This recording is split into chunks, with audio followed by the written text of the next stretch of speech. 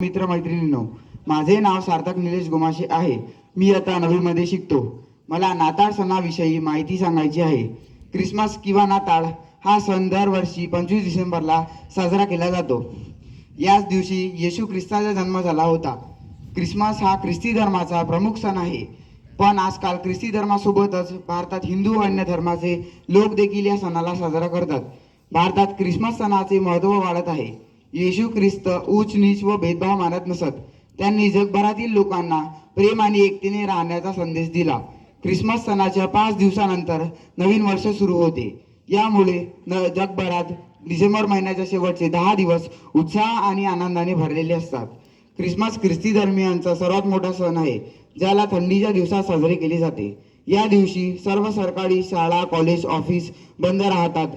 Christmas सणाला लोक उत्साहाने साजरा करतात। या दिवशी घर व दुकाने सजवल्या जातात।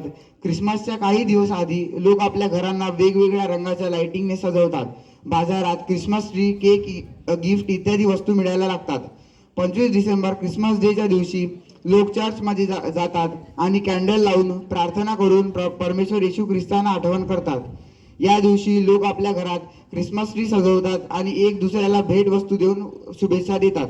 लहान मुले क्रिसमसची आतुरतेने वाट पाहतात। या दिवशी सांताक्लॉज विषयी मुलांना विशेष आकर्षण असते।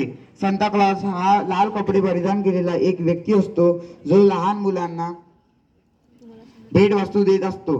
संपूर्ण जगात क्रिसमस आनंदाने साजरा केला जातो। हा सण लोकांना एक दुसऱ्यासोबत मिळून मिसळून राहण्याचा संदेश देतो व परमेश्वर येशू ख्रिस्ताद्वारे शिकवल्या गेलेल्या शिकवणी, क्षमा, बंधुत्व आणि त्याग यासारख्या गोष्टी आत्मसात करायला बोध देतो। धन्यवाद।